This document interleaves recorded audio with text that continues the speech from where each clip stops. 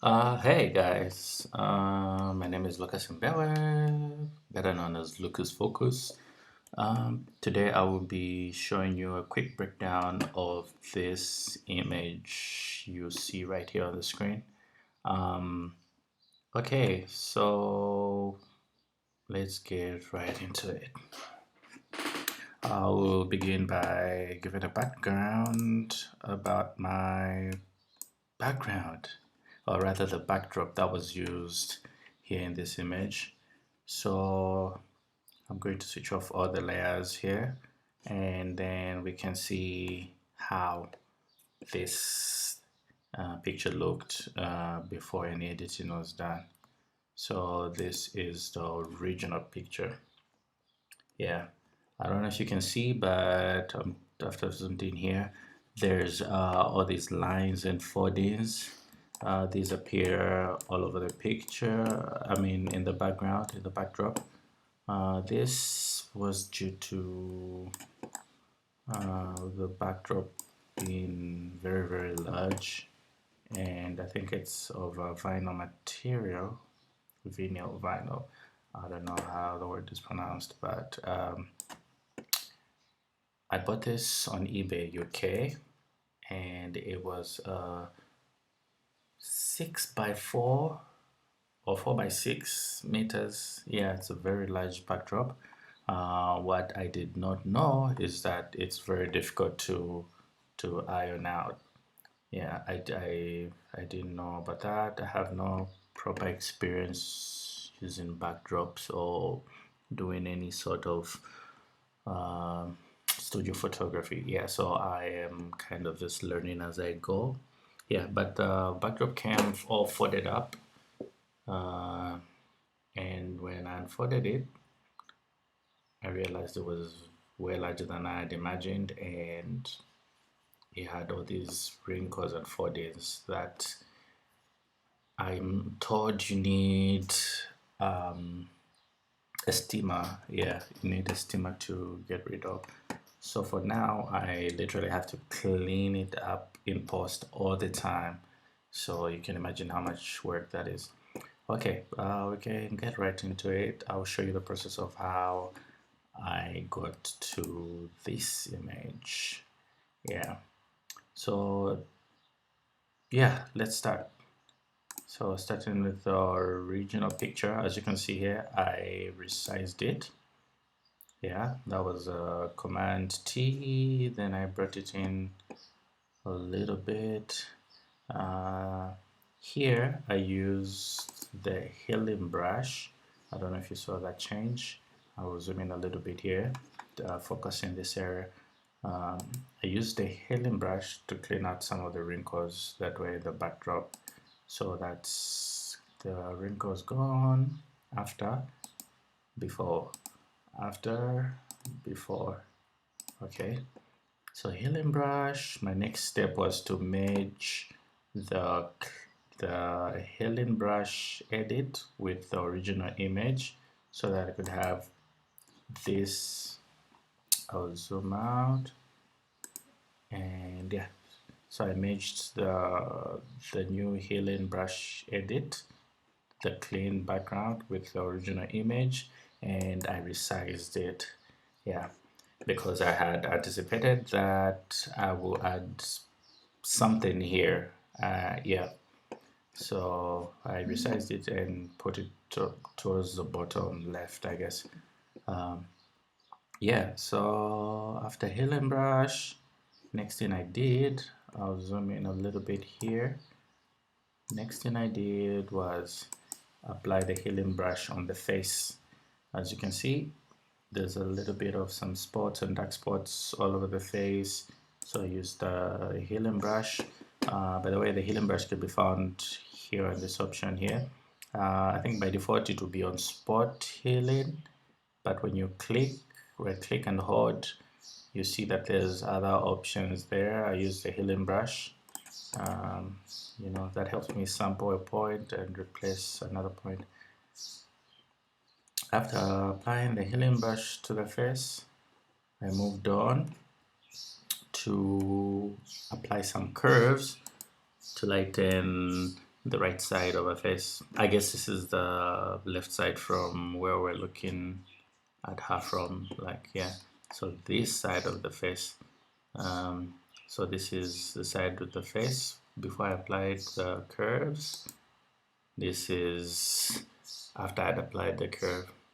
Bear in mind, I was still trying to keep the lighting looking all dramatic, so I was not looking to brighten up the face evenly, otherwise it would have looked unnatural.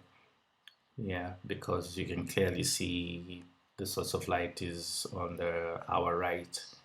So I was just trying to make it less shadowy, I guess. Yeah, so I lightened it up just a little bit. Next thing I did was I had downloaded this image of a plant in a pot flower, and I masked it. As you can see, this was the full image. So that's the full image without the mask. So I masked it. Yeah, I masked it to 35. So this is a blending trick. This is a blending trick. As you can see, the plant is really roughly cut out. Yeah, when you zoom up close. So this is it at 100%. And you see, like, it just doesn't fit in the picture. But that's taking it back to 35. It really starting to look like it belongs. Yeah, the next thing I did was a few adjustment layers on the plant, just trying to blend it in very well. By the way, I was going and learning as I went. Yeah. So I was just trying different things based on what I thought I needed to do to make the plant blend in more. So adjustment layers can be found down here. So I decided to first of all change the color. Yeah, I felt like the green was too much, and so I started by adding a first layer of color balance. Yeah, that was to make it a little bit yellowish, and yeah, then the next thing I did with the color balance was kind of remove more of the green, make it a little bit brown. And then I curves layer to add the shadows and make it feel more like the light wasn't really focused on the plant. Then I went on to adding a shadow down over here. Every detail counts for this to look real, so I added a little bit of a shadow from that makes the dress appear like it's dropping a shadow on the spot flower here, flower pot. Yeah, so moving up, the next thing I did was lighten the eyes. So these are the eyes before I did the curve to lighten them up, and this is after I did. I can, if when I zoom out, let's see if we can see the difference. Yeah, we can definitely see the difference, and I like the level to which I had applied it. So I made sure it wasn't too much. Yeah, I made sure it wasn't too much. The next step was the dove. Yeah, so this is a PNG I downloaded, and as you can see, it's pretty well lit, and yeah, it wasn't a very good quality, but yeah, I had to work with this. So yeah, so the lighting falling on it doesn't really match with the image. I like the light here in the on the wings.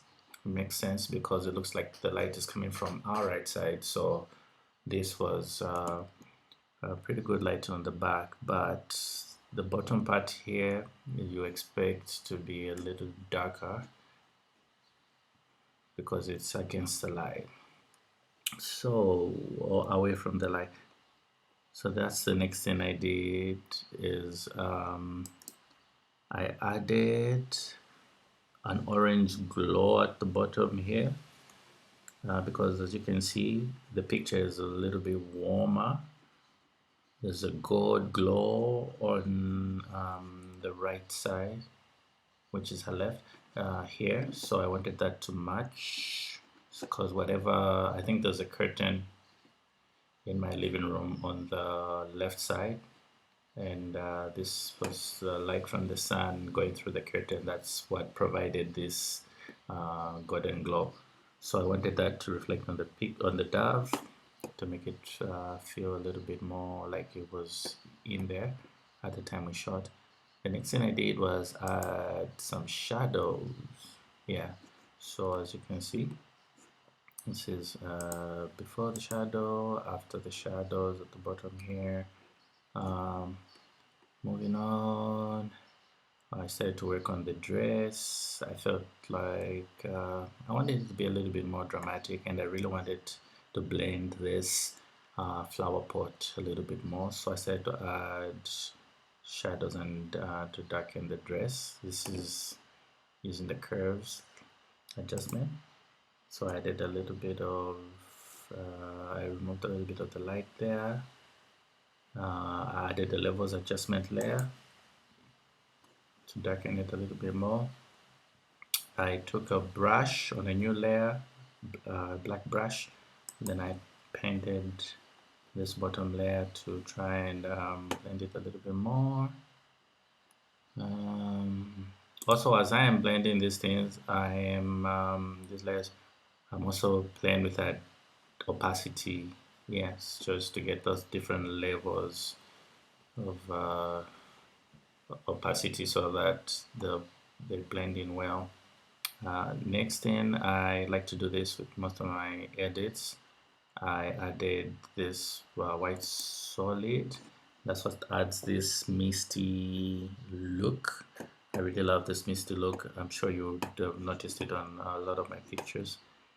Next, another solid with this brownish orange color. Yeah, just a little bit of it, a hint. Maybe you could, maybe you didn't even notice it change, but yeah. My advice is use very small changes to try and achieve a better overall look. Yeah, don't try to achieve a certain look, especially when blending, by just using one adjustment layer or one to like combine a lot of these things and until you achieve the look that you want. That way, it would be easier for you to adjust and really isolate certain parts of the picture until you have a perfect look. So the next thing I did was merge all these layers starting from the bottom one to up to this point, and then convert it to uh, what's this, to a smart object. Yeah, I lost my thought right there. Convert it to a smart object. Go to camera roll filters here, and then what I did was I'm gonna zoom in here. Pay attention to this part of the picture. So this is before, and then after the camera roll, the only thing I added was the grain. Yeah, I like to add that grain and just give it that texture. Yeah, I'm not a very big fan of very smooth pictures. Yeah, so I like to add some grain and give it that vintage look. Make it feel like something you can touch. And I bet this would look really, really good in print. Okay, so the next thing I did was another camera roll edit. This time I was smoothing the skin because I don't want her skin to be that grainy. So what I did was, this is a smart object before the grain was added. Yeah, so I removed the grain. This time I go to and sharpen the picture. and then smoothen it. So I went from this to that, and I used a layer mask just for to smoothen certain parts of her skin. I didn't smoothen it everywhere, just a little bit on her face and her chest and a little bit of her arms. Yeah. And then finally, boom, the logo. Yeah. So yeah, there you have it. This was my a quick breakdown of how I edited this picture. Took a couple of hours to get to this point, only because I wasn't really sure with what I wanted to do. But I bet an hour or two, maybe, if I was really sure what I wanted to do, I could have done this. um, yeah, so please don't forget to like and share, and if you'd like a more detailed breakdown, more of like a tutorial where we start to edit it from scratch and follow it through step by step, you can let me know in the comments. I hope this is helpful, and I hope you enjoyed this video. Thank you.